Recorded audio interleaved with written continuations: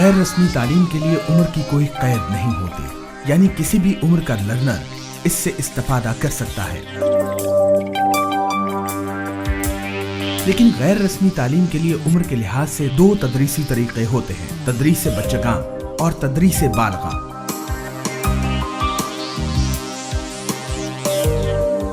تدریس بچگاں یعنی پیڈاگوجی بچوں کو زندگی گزارنے کے لیے ملک و قوم کے مقاصد و اہداف کی روشنی میں پڑھنا لکھنا سکھانے اور تربیت کرنے کا طریقہ کار ہے۔ اس طریقہ تدریس میں بچے سیکھنے کے لیے مکمل طور پر استاد پر انحصار کرتے ہیں۔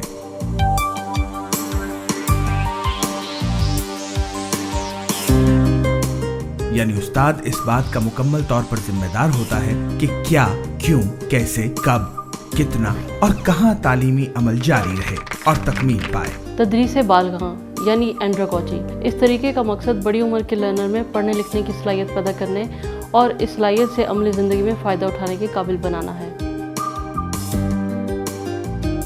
تدریس بالغاں کے بنیادی نکات یہ ہیں کہ لرنرز کو اس قابل بنایا جائے کہ وہ دوسروں پر انحصار کرنے کی بجائے خود اپنی راہ تلاش کریں اور روزمرہ زندگی کے تجربات کو علم حاصل کرنے کی بنیاد بنائیں۔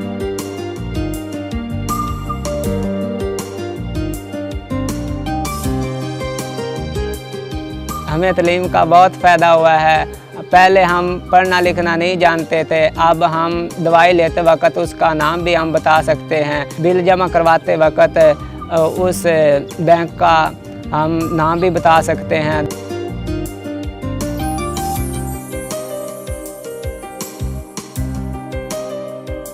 تدریس بالغاں میں اساتذہ کی ذمہ داری یہ ہوتی ہے کہ لرنرز کے سیکھنے کی اہلیت کو مختلف طریقوں سے بڑھایا جائے۔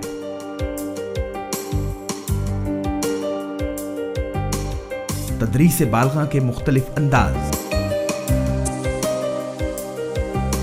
خواندگی مرکز، اس طریقے کے تحت بڑی عمر کے ناخواندہ افراد کو زبان، حساب اور ماحولیات سے متعلق ابتدائی مہارتوں کا علم دیا جاتا ہے۔ اس طریقے میں کوئی مالی یا ہنر پر مبنی سہولت میسر نہیں ہوتی۔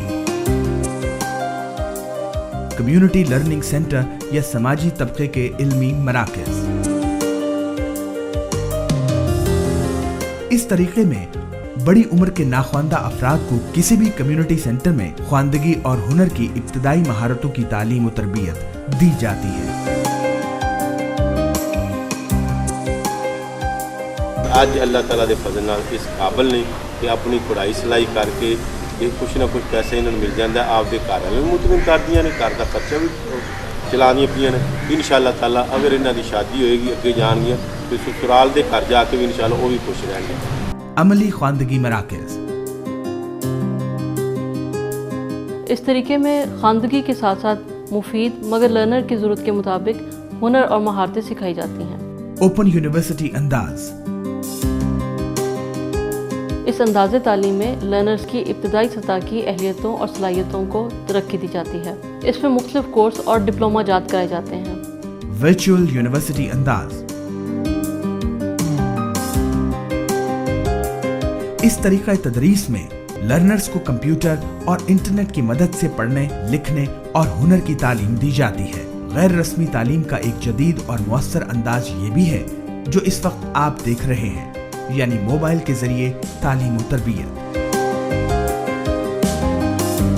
غیر رسمی تعلیم و تدریس کے ان جدید طریقوں کو سمجھنے اور اپنانے کے ذریعے اساتذہ اپنی ذمہ داریاں بہتر اور مؤثر طریقے سے پوری کر سکتے ہیں اور حاصل ہونے والے نتائج بھی یقیناً روایتی طریقوں کے مقابلے میں بہتر ہوں گے۔